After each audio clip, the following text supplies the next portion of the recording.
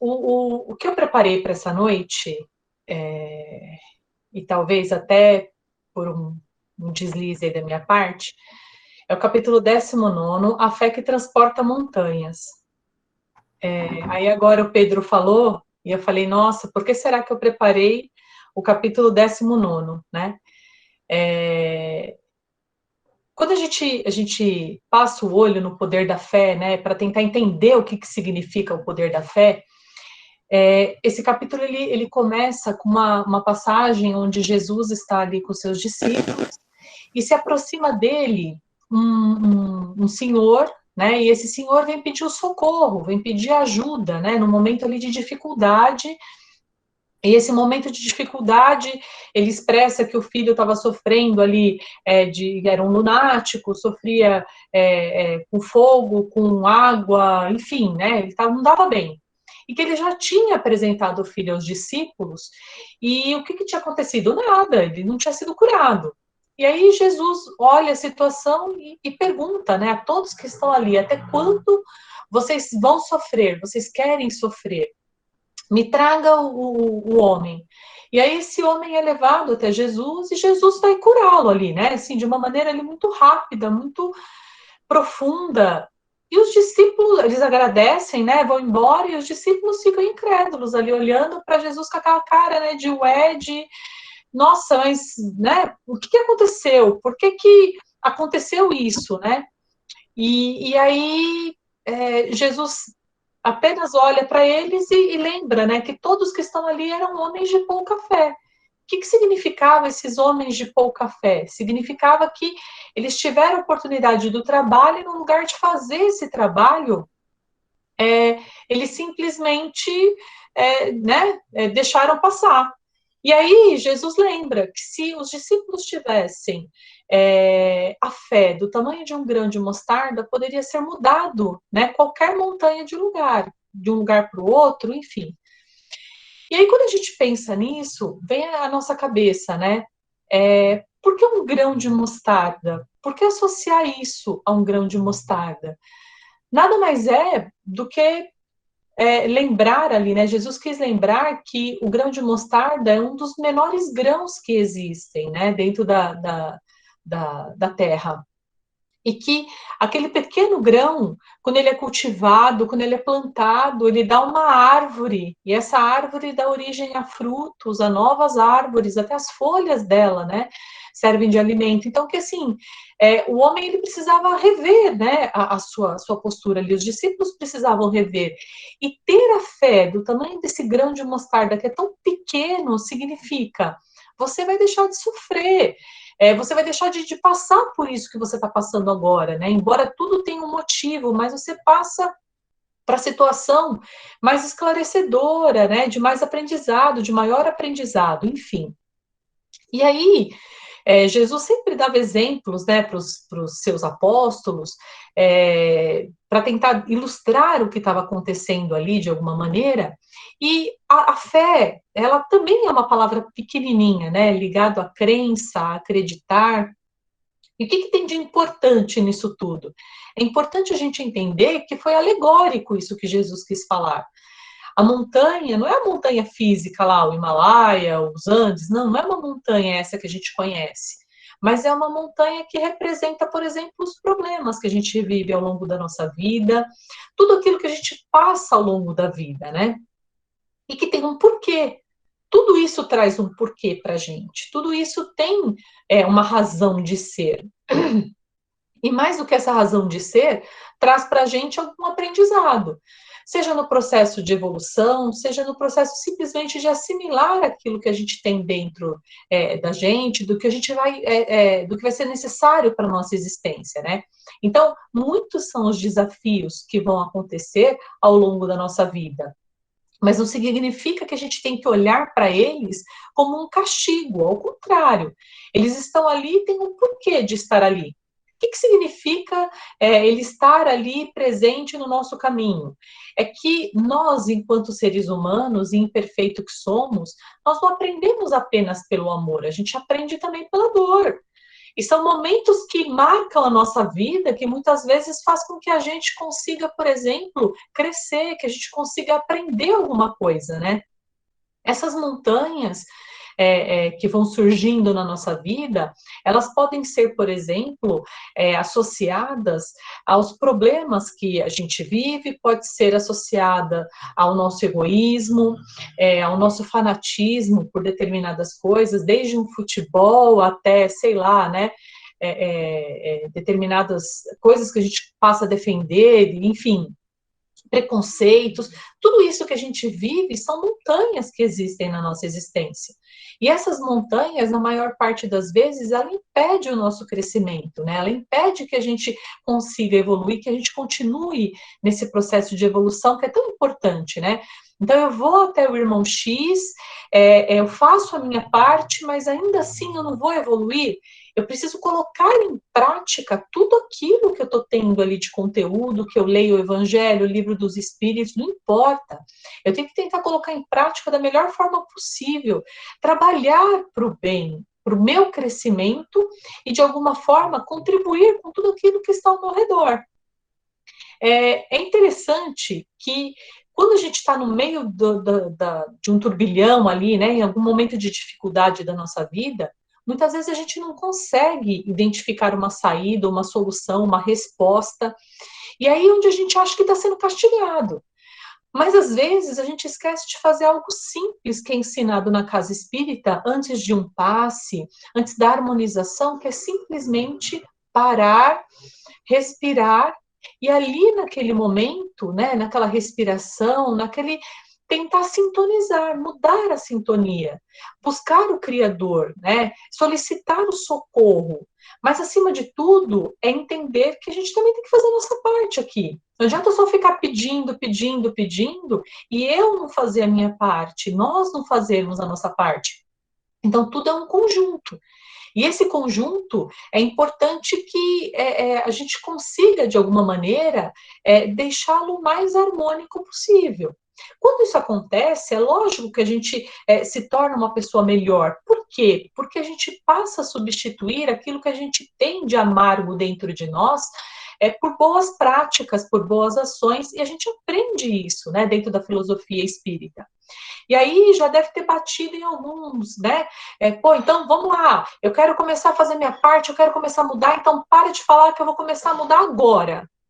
Mas às vezes a gente esquece que esse momento da palestra, o momento de ler o evangelho, de fazer o evangelho no lar dentro de casa, a importância de tudo isso, ela serve não só para harmonizar o ambiente que nós estamos, mas para construir em cada um de nós uma base sólida. Com o cristianismo, né? Com os ensinamentos de Deus através de Jesus que veio aqui, nos deixou tantas mensagens. Então, é importante que a gente tenha esses momentos de reflexão, esses momentos de parada na nossa vida, para solidificar tudo isso, porque é difícil trabalhar a nossa fé, mas se ela não está solidificada, qualquer coisa abala. Qualquer coisa tira a gente do chão. Então é importante que a gente tente fazer as coisas um passo de cada vez, né? Não adianta eu querer sair correndo se eu não aprendi a andar ainda. Então tudo tem um porquê. A semente que foi falada lá no começo da mostarda, ela só vai dar árvore grande, essa árvore que vai dar bons frutos, essa árvore que vai ser boa, enfim, ela só vai conseguir alcançar tudo isso se ela for colocada numa terra fértil, se essa terra tiver sido preparada, se ela for regada, tem todo um processo, e com a gente também é assim, né? Enquanto homens de bem aqui nesse plano, é necessário que de alguma forma a gente consiga exercer todo esse ensinamento, praticar esse ensinamento, e não vai faltar oportunidade para isso. Eu não sei se vocês assistiram essa última animação da Disney, Soul, que traduzindo do inglês para o português é Espírito, Alma, né? Sem contar muito do filme, mas os primeiros minutos é mostrado o desencarne dele. E adivinha o que acontece? Ele chega no lado espiritual e ele tem a oportunidade de olhar o que foi a vida dele. Não vou contar mais sobre o filme. Mas por que eu usei esse exemplo?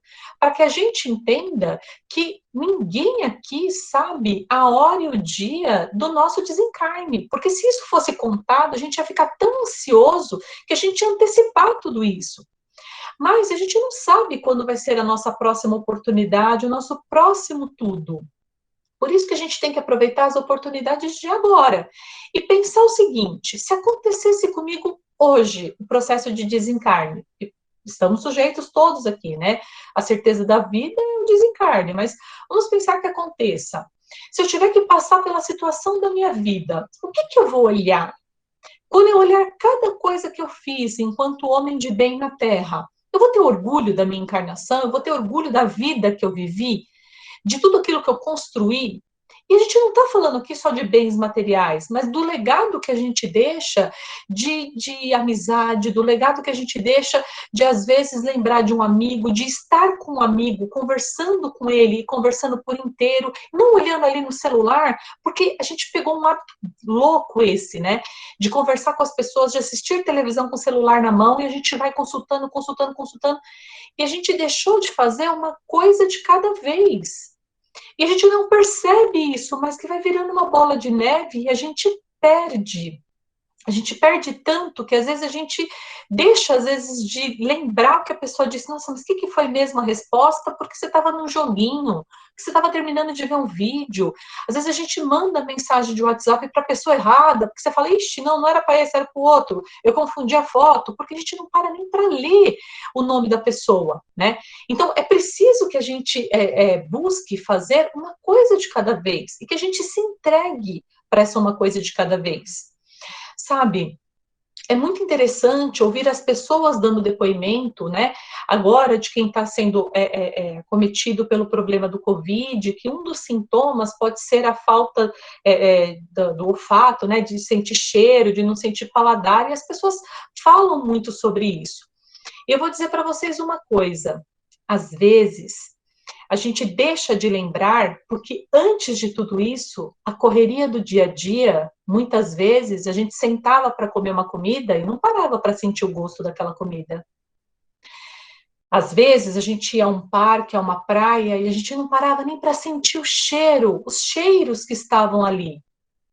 E olha, é tão louco isso, e é tão importante a gente pensar sobre isso, que quando a gente para fazer uma oração e nos conectarmos, né, ao nosso Criador, a gente passa a agradecer as pequenas coisas. E acordar, abrir o olho, falar, mexer, andar, tudo isso é motivo de agradecimento. Tem uma música do Roberto Carlos chamada A Montanha. E essa música, ela é muito bonita, porque tem um trecho dela que fala assim, eu vou subir lá no... é que eu só sei cantar, não vou cantar aqui porque vocês não merecem escutar a minha voz cantando. Mas ele fala que ele vai subir a montanha e gritar bem mais perto de Deus e rezar.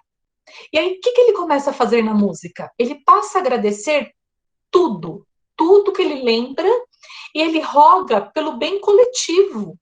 E é isso que nós, homens de bem aqui na Terra, precisamos fazer. A gente precisa pensar em olhar para o nosso próximo, porque até no momento da nossa oração do Pai Nosso, quando a gente fala que seja feita a sua vontade, a gente dá uma brigadinha com Deus, porque a gente pede, às vezes, algo que está ligado ao nosso capricho, e não uma necessidade real.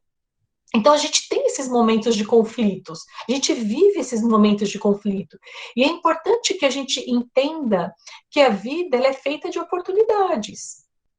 E que, às vezes, ela nos dá novas montanhas, para que a gente aprenda a olhar essa montanha, para que a gente entenda que, no lugar de reclamar, é mais importante tentar fazer daquela oportunidade uma oportunidade de crescimento, uma oportunidade de aprendizado.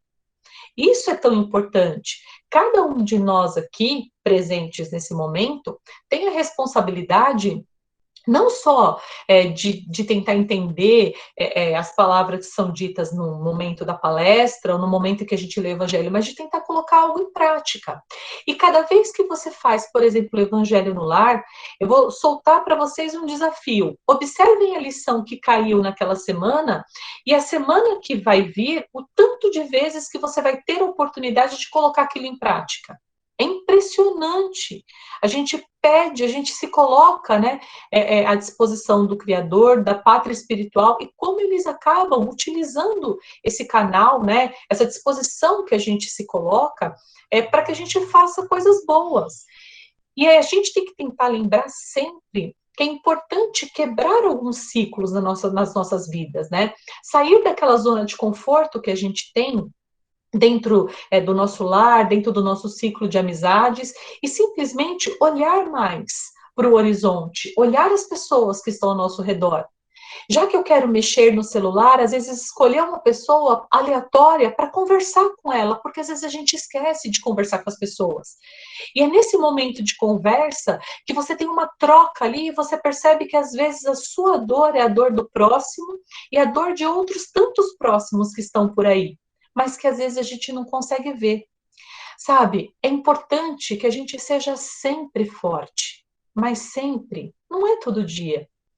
E também é importante que a gente entenda que nós temos os nossos limites, mas que cada um desses limites podem ser superados por nós uma vez que a gente procura fazer o nosso melhor, que a gente procura tentar olhar, né, ao nosso redor e ver que, nossa, eu posso fazer a minha parte, nossa, olha, eu posso contribuir com isso, com aquilo, mas eu não estou podendo sair de casa, né, não me sinto confortável, usa nosso celular para conversar com alguém, às vezes ligar a câmera, é isso que a gente está fazendo agora, essa interação que teve no começo, e eu percebi em outras lives que eu entrei, das pessoas falando boa noite. Olha que delícia. Às vezes na casa espírita a gente chegava, a pessoa furava nosso cartãozinho, o que ele falava pra gente?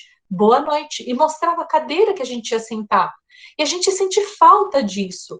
Mesmo no dia frio como o de hoje, às vezes a gente sente falta desse olhar, desse contato, e esse boa noite é muito gostoso de ser dado, uma vez que a gente faz com o nosso coração. E é importante que a gente use o nosso coração. Tem uma frase antiga de um comercial que falava, e que eu acho que continua, né? Muito atual, uma propaganda que falava: se você não puder fazer tudo, faça tudo que puder. E hoje é possível a gente entender isso, porque cada vez mais é dado a gente a oportunidade de fazer novas coisas, de aprender novas coisas. Uma única existência hoje é sabido que é impossível a gente aprender tudo, que é impossível a gente recuperar o tempo perdido de outras vidas em uma única existência. Por isso que nós vamos ter outras oportunidades. Mas eu não posso apenas contar com as próximas oportunidades, eu tenho que aproveitar essa agora. E nessa agora, eu tenho que fazer valer tudo aquilo que eu tenho de melhor dentro de mim. Eu tenho que colocar o coração em tudo que eu faço. E às vezes, esse é o segredo para ter tanta diferença de uma coisa que você faz e do que a outra pessoa fez. Seja num prato de comida, seja no seu serviço, na entrega de alguma coisa. Às vezes é aquele detalhezinho pequeno que faz com que algo que você se propôs a fazer se torne tão grandioso. E às vezes são essas pequenas ações que a gente faz, que somado a outras pequenas ações, começam a fazer a diferença no mundo ao nosso redor. É possível a gente sonhar com um mundo melhor. É possível a gente sonhar. As pessoas estão precisando ver notícias boas. Quando a gente vê uma notícia boa, a gente se anima. E é isso que a gente também precisa fazer. A gente precisa ser a notícia boa de alguém. É preciso que a gente também seja esse elo de força, que a gente trabalhe dentro de nós o nosso amor, a nossa fé, que a gente se torne pessoas melhores, fazendo com que cada uma das nossas palavras sejam palavras de conforto ao próximo, e não só as palavras que agridem, porque essa agressão de palavras, ela acaba acontecendo de uma maneira muito forte e muito intensa dentro do nosso meio social. E às vezes é simples, né? Você cortar tudo isso. Basta você trabalhar o amor que você tem dentro de você. Você cultivar esse amor e transformar esse amor numa grande árvore, né? E não apenas deixá-la como lá a semente de mostarda do começo, né? É isso, Pedro.